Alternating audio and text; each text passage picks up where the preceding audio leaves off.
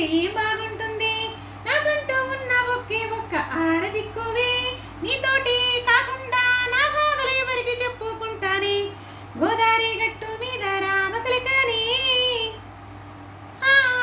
ఈ పెట్టి గింజుకున్న నీకు దొరకనే. తరరిరరే లాలా, తరరిరరే లాలా. హే ఇస్తర ముందేసి వస్తులు పెట్టావే, తీపి వస్తూ చుట్టూ తిరిగి